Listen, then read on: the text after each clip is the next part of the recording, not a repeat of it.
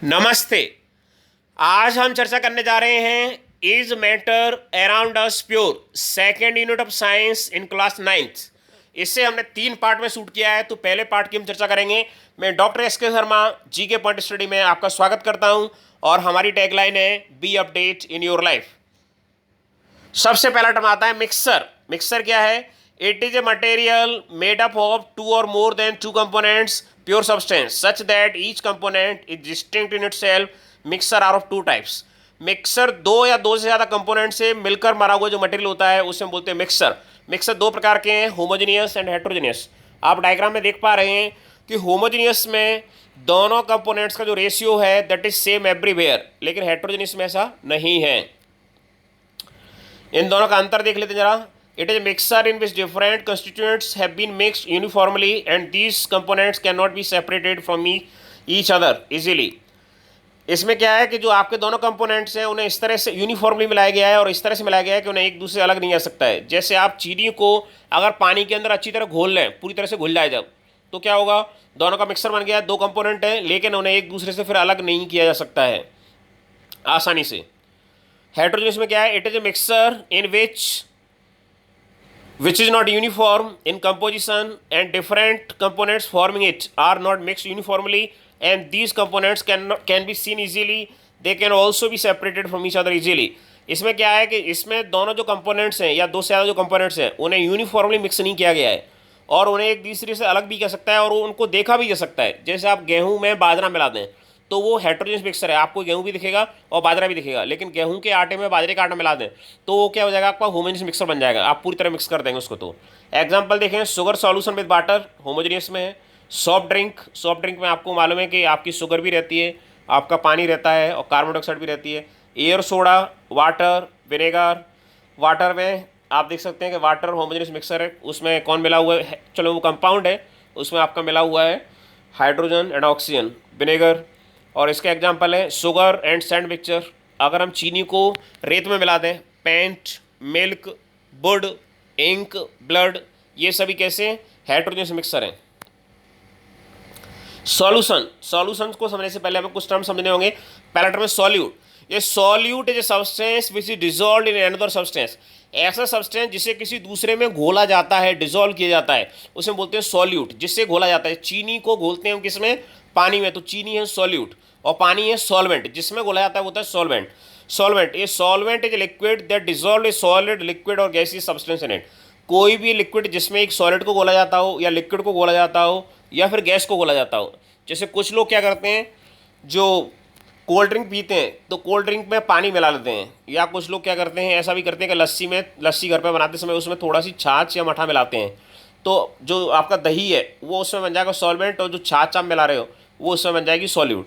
तो सॉल्यूट जो आपका वो लिक्विड भी हो सकता है, सॉलिड भी हो सकता है और गैस भी हो सकता है। जैसे आपके जो भी सॉफ्ट ड्रिंक हैं, जो आपकी कोल्ड ड्रिंक है, उनमें कार्बन डाइऑक्साइड घुली रहती है। जब आप ढक्कन खोलते हैं तो आपको उसके बबल्स जो है बुलबुले उठते हुए दिखाई देते हैं। अगला है solution. It is defined as a homogeneous mixture in which the smaller component, वो होता है solute, is uniformly distributed within the bigger component.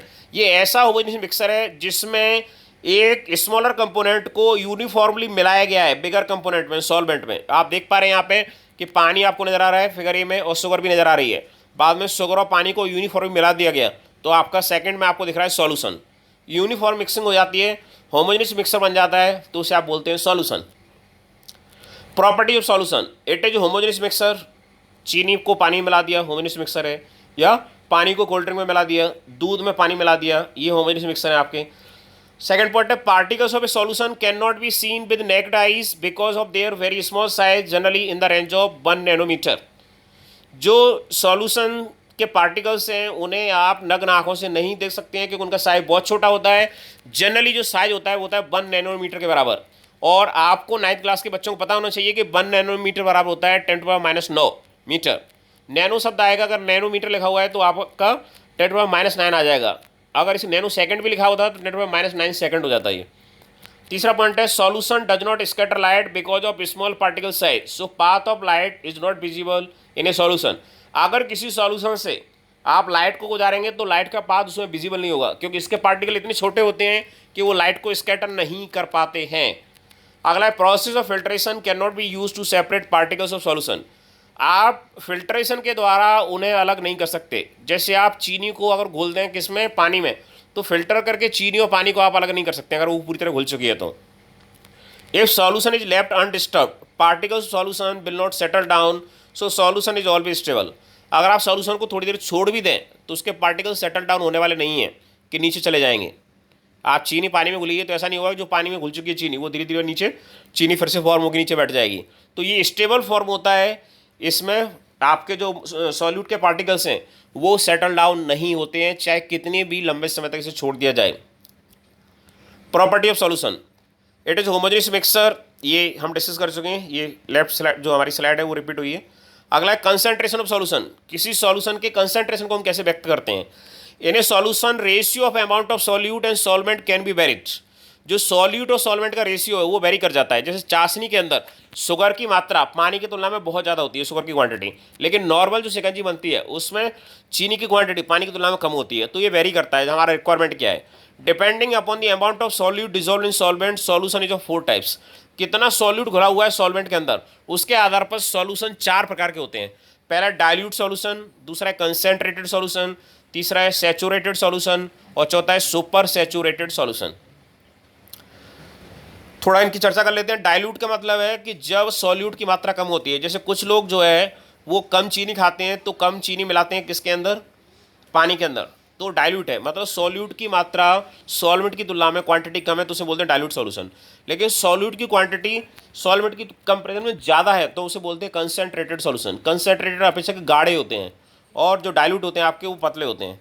अगला है सैचुरेटेड सॉल्यूशन, अगर हम पानी में चीनी घोलना चालू करें, घोलते जाएँ, कब तक घोलते हैं, जब तक घुलना बंद न हो जाए, उसे हम बोलते हैं सैचुरेटेड सॉल्यूशन।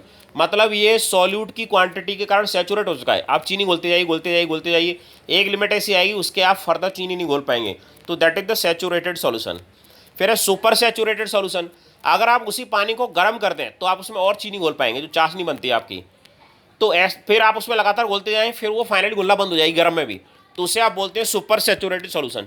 जो आपकी चाशनी होती है, गाढ़ी चाशनी जो होती है, वो सुपर सैचुरेटेड सॉल्यूशन होती है। कंसंट्रेशन ऑफ सॉल्यूशन को एक्सप्रेस करने के कुछ और तरीके हैं, उन्हें समझते हैं। Concentration of solution is defined the amount of solute present in given amount of solution. जो आपका कंसंट्रेशन है उसे हम कैसे डिफाइन करते हैं, सॉल्यूट का कितना अमाउंट मौजूद है सॉल्यूशन में, मास या वॉल्यूम के टर्म्स में, दोनों के अमाउंट की बात करते हैं हम। Concentration of solution can be express in number of ways, इसे कई तरह से एक्सप्रेस करते हैं, but here we are discussing only 3 methods. लेकिन हम 3 मेथड की चर्चा करने वाले हैं 9th क्लास के सिलेबस के हिसाब से। पहला है mass by mass percent of solution.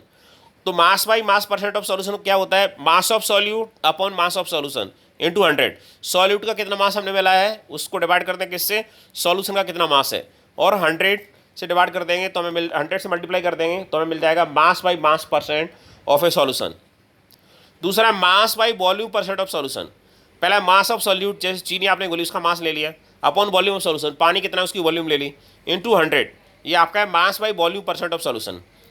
और तीसरा है volume by volume percent of solution. हम वॉल्यूम की बात करें, वॉल्यूम सॉल्यूट का कितना है अपॉन सॉल्यूशन का वॉल्यूम कितना है इंटू 100, ये वॉल्यूम बाई वॉल्यूम रेशियो, वो परसेंटेज जो है किसका कहलाता है, आपका ऑफ सॉल्यूशन कहलाता है। तो ये 3 तरीके हैं कंसंट्रेशन ऑफ सॉल्यूशन को एक्सप्रेस करने के 9th क्लास के अंदर।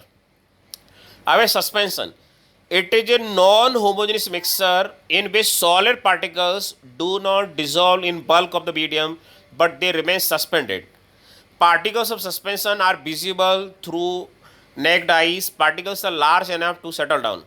सॉल्यूशन में आप देख रहे हैं कि सॉल्यूशन में आपको सॉल्यूट के पार्टिकल नजर नहीं आते हैं, लेकिन सस्पेंशन क्या है, सस्पेंशन आपका एक ऐसा मिक्सचर है जिसमें सॉल्यूट के पार्टिकल जो आपका सॉल्वेंट है, जो बल्क है मीडियम का, उसमें पूरी तरह नहीं घुलते हैं, बल्कि उसमें सस्पेंडेड रहते हैं। अगर आपने छाछ को देखा होगा, घर पे जो छाछ बनती है, मठा बनता है, मई बनता है, तो आप देखेंगे कि उसमें फैट जो है वो तैरती आपको दिख जाती है, फैट के मॉलिक्यूल्स अलग अलग नजर आते हैं, उसमें सस्पेंडेड रहते हैं वो, और उन्हें हम नग्न आंखों से भी देख सकते हैं। ऐसा नहीं है कि उसके अंदर वो डिजोल्व हो जाते हैं, और ये काफ़ी लार्ज एनफ होते हैं सेटल डाउन होने के लिए। अगर वो हैवी होंगे तो नीचे सेटल हो जाएंगे, अगर हैवी नहीं होंगे तो ऊपर तैरते रहेंगे ये। Property of suspension, suspension is a heterogeneous mixer. ये हेट्रोजेनियस मिक्सर होता है सस्पेंशन आपका।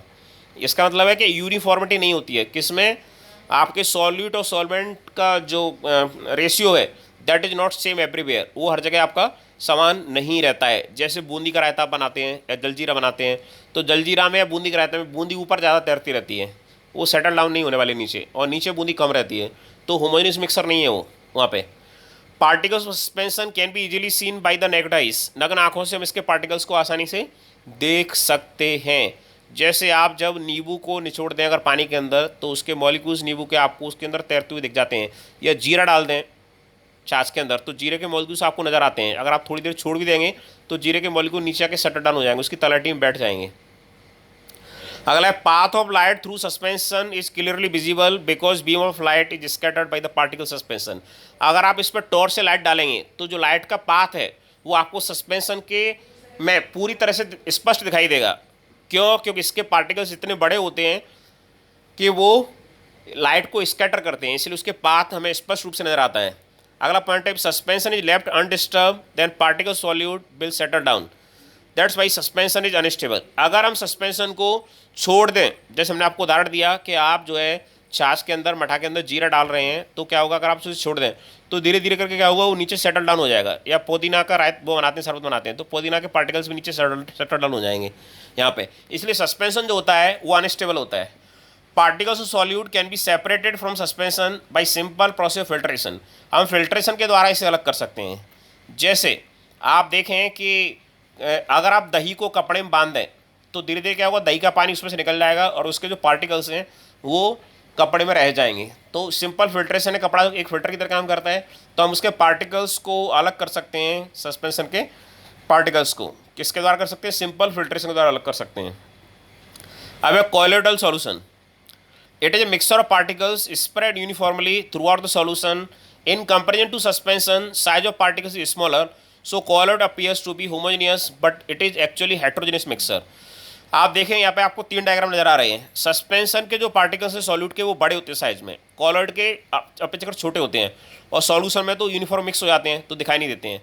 तो कॉलोइड जो है आपका वो ऐसा मिक्सचर है जिसमें पार्टिकल्स यूनिफॉर्मली आपके स्प्रेड हैं थ्रू आउट द सॉल्यूशन, और उनका साइज सस्पेंशन की तुलना में छोटा होता है। इसीलिए ये जो कॉलोइड है आपका या कॉलोइड सॉल्यूशन है वो दिखने में तो होमोजेनियस होता है, लेकिन वास्तव में वो हेटेरोजेनियस होता है। फॉर एग्जांपल मिल्क हमें कैसा लगता है? मिल्क हमें लगता है कि हमारा होमोजेनियस मिक्सर है, लेकिन ये होता है हेटेरोजेनियस है। फॉग कोरा भी हमें लगता है कि होमोजेनियस है, लेकिन ये भी हेटेरोजेनियस होता है। क्लाउड्स, धुआं, चीज़, ये हमें कैसे नजर आते हैं? होमोजेनियस, लेकिन एक्चुअल में ये हेटेरोजेनियस मिक्सर होते हैं। Properties of colloid. ये colloid is a heterogeneous mixer, अभी चर्चा हो गई। The size of particles in colloid is very small, they can't be seen with naked eyes. जैसे दूध के पार्टिकल्स हैं वो आपको नग्न आंखों से दिखाई नहीं देते हैं, लेकिन अगर आप देखेंगे माइक्रोस्कोप से तो आपको पार्टिकल्स उसके देखने वाले हैं। Particles of colloid scatter beam of light passing through it, due to which path of light becomes visible. अगर आप इस पर टॉर्च से लाइट डालेंगे तो लाइट का जो पाथ है उसके अंदर स्पष्ट आपको दिखाई देगा, एकदम विजिबल हो जाएगा, क्योंकि इसके पार्टिकल्स क्या करते हैं? लाइट को स्कैटर करते हैं। तो सस्पेंशन की स्कैटर करते हैं और कॉलोइड की स्कैटर करते हैं। Colloid is stable in nature, particle do not settle down if colloidal solution is left undisturb. ये स्टेबल होता है नेचर में, अगर आप इसे छोड़ देंगे तो इसके पार्टिकल सेटल डाउन नहीं होने वाले हैं। जैसे दूध को आप छोड़ देंगे तो दूध के जो पार्टिकल्स हैं वो नीचे सेट नहीं होने वाले हैं। Particles of colloid can not be separated by the process of filtration, but a special technique of centrifugation is use to separate colloid particles. इसे आप फिल्ट्रेशन के द्वारा अलग नहीं कर सकते हैं। आप कपड़े से दूध को छानेंगे तो लगभग दूध पूरा निकल जाएगा, नीचे आ जाएगा, लेकिन सेंट्रीफ्यूगेशन से कर सकते हैं आप। सेंट्रीफ्यूगेशन क्या है वो आप देखने वाले हैं अगले वीडियो में। टिंडल इफेक्ट, टिंडल इफेक्ट को जरा समझें, ये एग्जाम में काफ़ी पूछा जाता है, कंपटीशन भी काफ़ी आता है। Particles of colloid scatter a beam of light passing through it, so path of light becomes visible. किसी कॉलोइड के जो पार्टिकल्स हैं वो क्या करते हैं? लाइट की बीम को एकदम स्कैटर करते हैं, तो लाइट का जो पाथ है उनके थ्रू वो एकदम हमें विजिबल होता है, नजर आता है। This effect is known as Tyndall effect, इसे हम टिंडल इफेक्ट कहते हैं। आप डायग्राम देख पा रहे हैं कि जब फ्लैश लाइट डाल रहे हैं तो जो सॉल्यूशन है आपका उसमें तो जो लाइट का पाथ है वो विजिबल है नहीं, लेकिन कॉलोइड के अंदर विजिबल है ये। This is named after the scientist John टिंडल। ये जॉन टिंडल के नाम से इसको बना है टिंडल इफेक्ट, वो डिस्कवर्ड इट, जिन्होंने इसको खोजा। It is also observe when a fine beam of light enters A chamber through a small opening. अगर आप देखें, अगर कोई स्मॉल सी ओपनिंग हो और उससे अगर लाइट अंदर आ रही हो तो वहाँ पे भी आपको टिंडल इफेक्ट दिखता है। It can also be observe when sunlight passes through the canopy of dense forest. अगर आप डेंस फॉरेस्ट में गए होंगे तो वहाँ पे अगर सनलाइट जा रही है अंदर तो भी आपको टिंडल इफेक्ट दिखाई देता है, लाइट्स का जो पाथ है वो एकदम विजिबल हो जाता है। ये आपने देखा रोशनदान अगर आप बंद करें, केवल रोशनदान खुला हुआ हो तो रोशनदान से जो लाइट का पाथ है वो एकदम विजिबल होता है, छोटी सी ओपनिंग से जो आता है, वो भी टिंडल इफेक्ट का ही उदाहरण है। Thank you very much for watching this video, please like and share this video and subscribe my channel. जय हिंद, जय भारत।